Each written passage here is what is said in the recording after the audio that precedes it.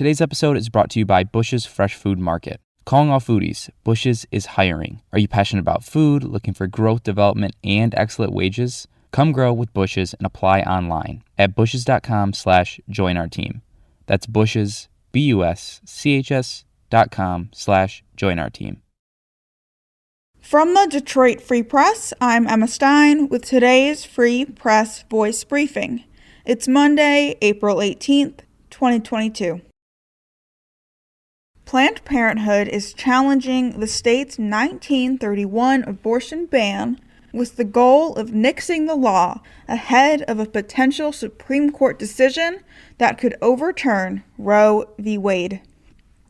But the Court of Claims chief judge that was randomly assigned to the case frequently donates to Planned Parenthood and previously represented the Women's Health Organization.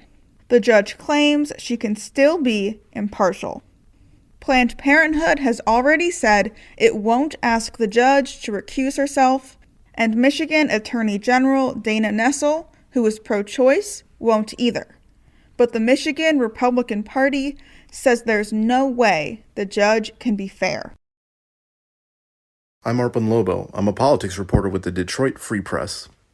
It's been a tense week in Grand Rapids. Demonstrators have continued to protest the Grand Rapids Police Department over the fatal shooting of Patrick Lyoya, a 26-year-old Congolese refugee who was shot in the head by a GRPD officer on April 4th. Police officials released the footage of Lyoya's shooting Wednesday. Since Tuesday, protesters have returned every day to demonstrate downtown, marching through the city and demonstrating in front of the police headquarters.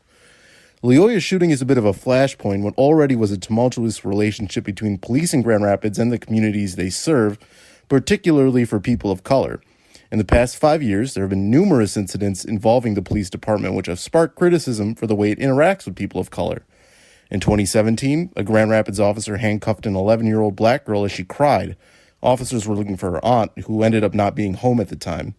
In 2019, the city commission reached a $190,000 settlement with a Marine veteran who was wrongfully detained by ICE for 3 days after police in Grand Rapids referred him to the agency. The veteran was born in the U.S. The officer who made the referral ended up serving a 20-hour unpaid suspension. The Michigan Department of Civil Rights opened an investigation into the department's conduct in 2019, but that ultimately wasn't completed.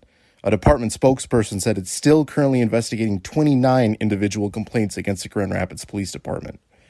Protests in Grand Rapids continued Saturday over Lyoya's shooting. Michiganders and people all around the world celebrated holidays this weekend as Passover, Easter, and Ramadan all intertwined. Passover, the Jewish holiday, began Friday at sundown with a Seder and ends Saturday, April 23rd. It celebrates the exodus of Israelites from slavery in Egypt. Christians celebrated Easter on Sunday when followers remembered the resurrection of Jesus after he was killed by crucifixion the prior Friday. Ramadan, Islam's holy month, began April 1st and lasts 30 days. It commemorates the first revelations of the Quran, and those who celebrate seek to be closer to God by praying and fasting from dawn to sunset. And the holiday weekend isn't over just yet. Happy Tax Day to all who celebrate. I'm Andrew Hammond for the Free Press Sports Department. It was a busy Sunday for sports teams in Detroit. Well, it was supposed to be a busy Sunday.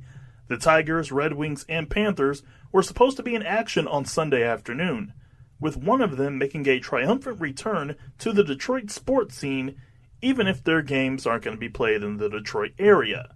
For the first time since 1985, the Michigan Panthers play a USFL game. Sunday's opening game of the season took place in Birmingham, Alabama, as all the games will do in the league's inaugural season. The Michigan Panthers fell to the Houston Gamblers 17-12. The Detroit Red Wings were defeated by the Florida Panthers 6-1. Those same two teams will play later on this week down in South Beach. Rounding things out, the Detroit Tigers had their Sunday finale against the Kansas City Royals postponed due to rain. That game has been scheduled for later in July.